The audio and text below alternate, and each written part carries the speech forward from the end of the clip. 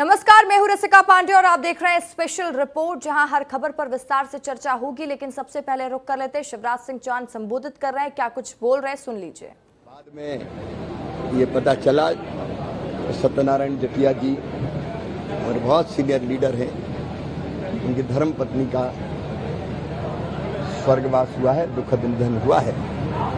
इसलिए यहाँ के कार्यक्रम को श्रद्धांजलि हम लोगों ने अभी दी और स्थगित किया है। मैं तो इतना ही कहता हूं, हम सब मंत्री मध्य प्रदेश से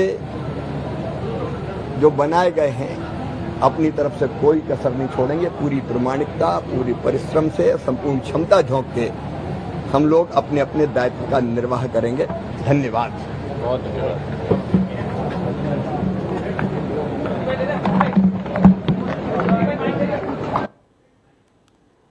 तो इस वक्त की बड़ी खबर का रुख कर लेते हैं। छत्तीसगढ़ में बढ़ा दी गई है स्कूलों की छुट्टी, यानी अब छात्रों के लिए बड़ी जानकारी हम बता रहे हैं।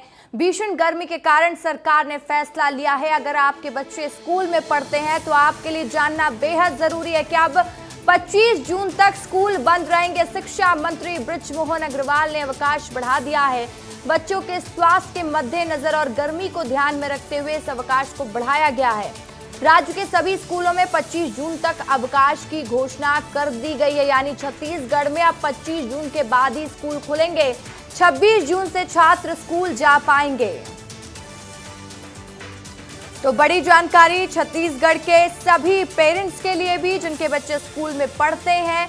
अगर आप छत्तीसगढ़ से हैं तो आपके बच्चे को आप स्कूल 26 जून से भेज सकते हैं, क्योंकि 25 जून तक स्कूल की छुट्टियों को बढ़ा दिया गया। भीषण गर्मी के कारण यह फैसला सरकार ने लिया है। और मेरे सहयोगी रवि मेरी इस वक्त न्यूज रूम से ज्यादा जानकारी के साथ मेरे साथ लाइव जुड़ चुके हैं। रवि, जानकारी दीजिएगा। भीषण गर्मी की चपेट में छत्तीसगढ़ है और इसी को ध्यान में रखते हुए एक फैसला लिया गया है कि बच्चे अब स्कूल 26 जून से जाएंगे।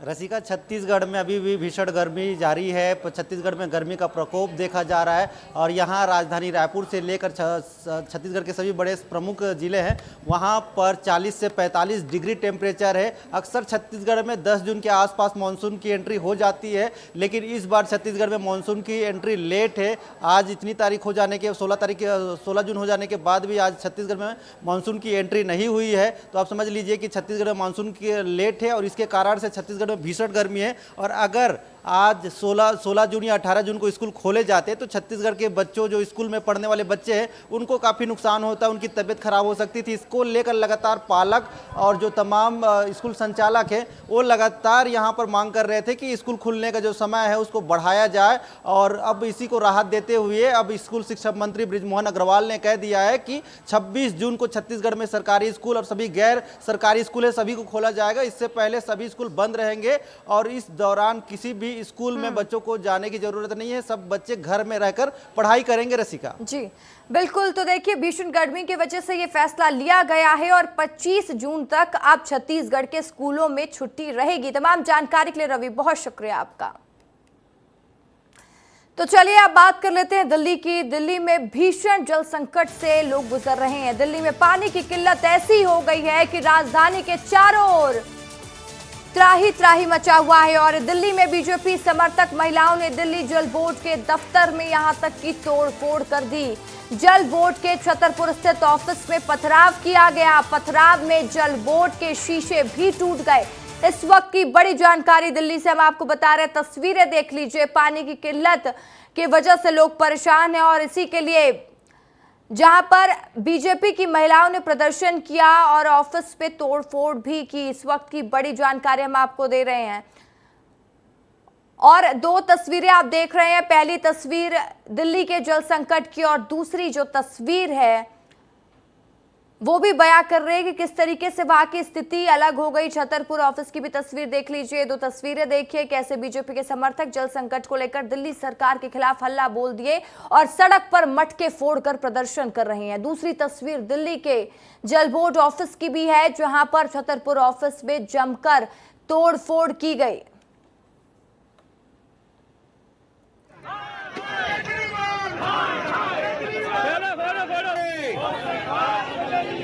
अभी हमारे बीच में प्रदेश के मंत्री आदरणीय विनोद बचेटी जी भाई साहब ने हम सबको संबोधन किया है और उन्होंने कहा है। और वहीं इस पूरे मामले में जमकर अब सियासत हो रही है। दिल्ली के सांसद अलग अलग इलाके में प्रदर्शन कर रहे हैं। बीजेपी सांसद मनोज तिवारी ने आरोप लगाया है कि 25 साल से कांग्रेस और आम आदमी पार्टी की सरकार है, लेकिन दिल्ली प्यासी है। और अब इस पर दिल्ली सरकार में मंत्री आतिशी ने भी पलटवार किया। जितना पानी चाहिए उससे प्लस पानी है, मगर पिछले 10 साल में और कांग्रेस के 15 साल में आपको ये जान के दुख होगा कि एक पाइप बदली नहीं गई और 55% दिल्ली का पानी वेस्ट हो रहा है, बर्बाद हो रहा है और 40% पानी ये लोग बेच रहे हैं। मुश्किल से 5 से 10% पानी ही लोगों को मिल पा रहा है। ऐसी सरकार को जो लोग अगर दोनों को मिला करके देखो तो 25 साल से उनकी सरकार है दिल्ली में, उसके बाद भी दिल्ली को पानी नहीं दे पाए। मोदी जी प्रधानमंत्री बने तो घर घर गैस का कनेक्शन दे दिया, पाइप से दे दिया। आपको भी मिला है कि नहीं मिला है? लेकिन वो पानी का कनेक्शन नहीं दे पाए। दिल्ली में एक वाटर क्राइसिस पैदा करने में भारतीय जनता पार्टी ने कोई कसर नहीं छोड़ी। भारतीय जनता पार्टी दिल्ली वालों के खिलाफ षड्यंत्र रच रही है। षड्यंत्र का पहला कदम हरियाणा सरकार से पानी रुकवाना, षड्यंत्र का दूसरा कदम पानी की पाइपलाइंस को तोड़ना और दिल्ली के लोगों की पानी की सप्लाई को डिसरप्ट करना।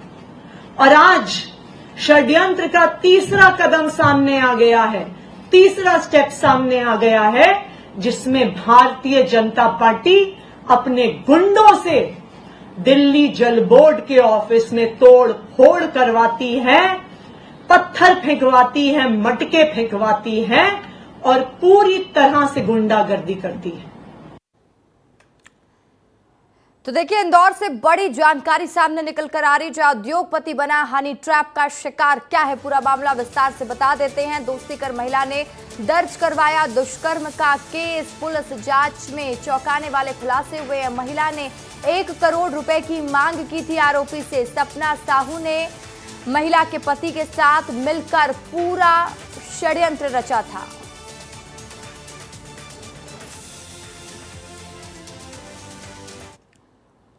तो वहीं रायसेन में बाल मजदूरी का मुद्दा गरमाया हुआ है और इस मुद्दे को लेकर राष्ट्रीय बाल आयोग के अध्यक्ष प्रियंक कानूनगो ने भी तेवर दिखाए हैं। अपने तलक उनके तेवर नजर आए हैं। वो इस पूरे मामले को लेकर कोर्ट जाने की तैयारी कर रहे हैं। प्रियंक कानूनगो ने इस पूरे मामले में अफसरों की भूमिका और उनके बयानों से वो खफा नजर आए। विस्तार न्यूज से खास बातचीत में उन्होंने क्या कुछ कहा, एक बार खुद सुन लीजिए। राजधानी भोपाल से कुछ दूर सोम डिस्टिलरी में नाबालिग बच्चों से बाल मजदूरी करवाई जाई थी। वहां वो शराब की बॉटलिंग को रिफिलिंग करते थे। ऐसे ही बच्चों को रेस्क्यू किया है राष्ट्रीय बाल आयोग के अध्यक्ष प्रियंक कानूनगो ने। सर, कल आप रेस्क्यू करने गए थे, तमाम सारे बच्चों को रेस्क्यू किया, वो बच्चे फिर कहाँ चले गए? देखिए, इससे ज़्यादा दुर्भाग्यपूर्ण कोई घटना हो नहीं सकती, जहां जिला प्रशासन की नाक के नीचे से बच्चों को गायब कर दिया गया।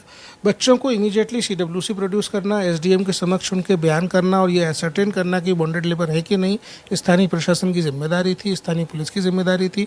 पुलिस ने समुचित धाराओं में FIR कायम नहीं की, 11 घंटे बाद FIR कायम की। वहाँ पे SDM 5 घंटे बाद पहुँचे, ADM 7 घंटे बाद पहुँची और इस सब के बीच में जो अपराधी थे उन्होंने बच्चों को गायब कर दिया। डिस्ट्रिक्ट की जो खासतौर पे आबकारी विभाग, ADM, SDM, इनका हमको यथेष्ट सहयोग नहीं मिला, इस कारण ये घटना हुई। जिला आबकारी अधिकारी कह रहे हैं कि बच्चे जो थे, जो काम कर रहे थे, वो अपने माँ बाप को टिफिन देने आते। इसमें क्या सच्चाई है? इसमें सबसे बड़ी भूमिका क्या प्रशासन की भी है? उनकी निगरानी नहीं थी? देखिए, हिम्मत देखिए उसकी।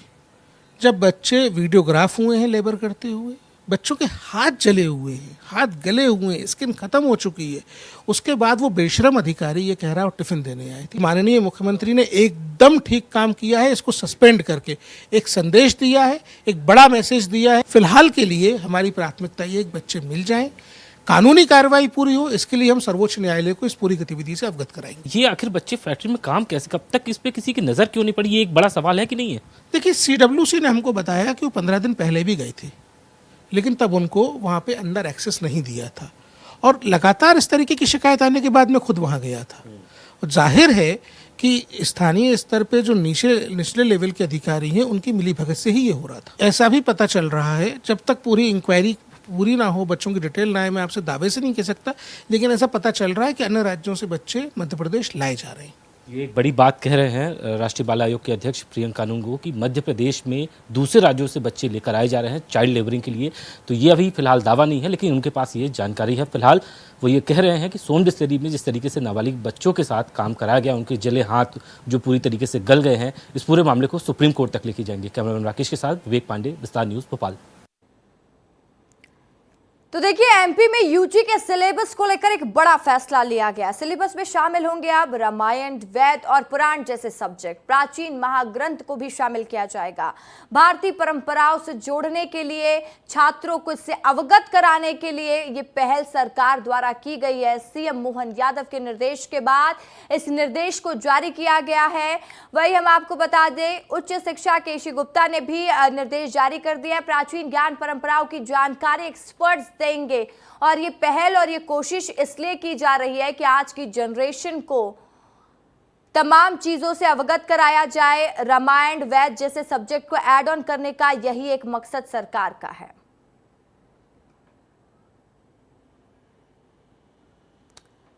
तो वही भोपाल में नियमितीकरण को लेकर आउटसोर्स कर्मचारियों का प्रदर्शन देखने को मिल रहा है। बोर्ड ऑफिस चौराहे पर इकट्ठा हुए तमाम कर्मचारियों ने अपनी मांगों को लेकर प्रदर्शन किया और यहां तक ये कह दिया कि अगर मांग पूरी नहीं होती है तो जल्द से जल्द उग्र आंदोलन भी करेंगे।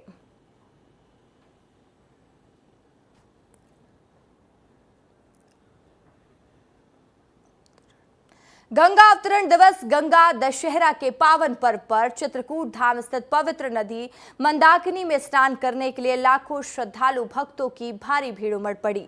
चित्रकूट पहुंचे लाखों श्रद्धालुओं ने मंदाकिनी नदी के अलग अलग घाटों पर स्नान किया।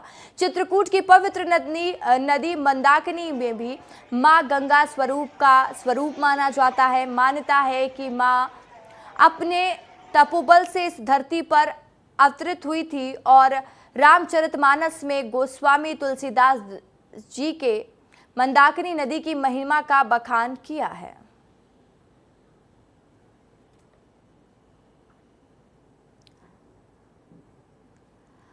वही देखिए, मोदी कैबिनेट में शामिल होने के बाद, केंद्रीय मंत्री बनने के बाद शिवराज सिंह चौहान पहली बार भोपाल पहुंचे और शिवराज सिंह चौहान के भोपाल आगमन को लेकर भव्य तैयारियां भी देखने को मिली। शिवराज सिंह चौहान सुबह दिल्ली से रवाना हुए। उनके साथ उनकी पत्नी साधना सिंह भी पूरे सफर में उनके साथ नजर आई। उनका जगह जगह स्वागत किया गया। हर स्टेशन पर उनके प्रशंसक नजर आए। आप तस्वीरें देखिए, ये दो तस्वीरें आपकी टीवी स्क्रीन पर है। एक तस्वीर शिवराज सिंह चौहान जब पहुंचे थे तो उनका भव्य स्वागत किया गया, उस दौरान की तस्वीर है। तो दूसरी तस्वीर सिंधिया जब पहुंचे हुए थे तो उनका स्वागत करने के लिए कार्यकर्ता वहां पर नजर आए। वो तस्वीर हम आपको टीवी स्क्रीन पर दिखा रहे हैं। तो देखिए, केंद्रीय मंत्री बनने के बाद पहली बार हुआ था भोपाल आगमन और उसकी ये भव्य तस्वीर है जब भोपाल भगवा में नजर आया।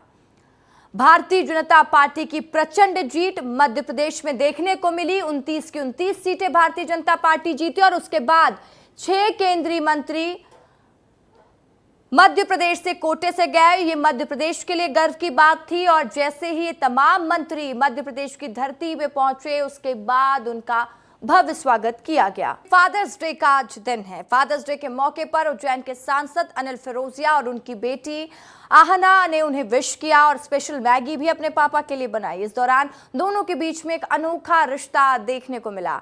वहीं सांसद पिता ने भी बेटी को पसंदीदा गिफ्ट दिया। सांसद अनिल फिरोजिया की 2 बेटियां हैं। बड़ी बेटी प्रियांशी अपनी पढ़ाई के लिए उज्जैन से बाहर गई हुई हैं और उन्होंने फोन पर ही अपने पिता को फादर्स डे की शुभकामनाएं दी और छोटी बेटी ने पापा के लिए मैगी भी तैयार की और खुद भी पापा को खिलाया और उनके हाथों से वो मैगी भी खाती हुई नजर आई और फिर पापा ने अपनी बेटी को एक शानदार टेडी बियर भी गिफ्ट किया। और मैं बड़ा भाग्यशाली हूँ कि मेरी 2 बेटियाँ हैं और मेरी सबसे छोटी वाली बेटी जो है आज उसने फादर्स डे में मुझे मैगी बना के खिलाई है, जो कि मैं मैगी खाता नहीं हूँ। और बेटियाँ पिताओं की तो आत्मा होती है, दिल की धड़कन होती है। और भगवान महाकाल से मैं यही प्रार्थना करूँगा कि हे परमपिता परमेश्वर, सभी बेटियाँ खुश रहें, यशस्वी रहें और उनकी सभी मनोकामना पूर्ण। पापा ने मुझे टेडी बियर दिया, मेरे को बहुत अच्छा लगा। मैंने उनको मैगी खिलाई।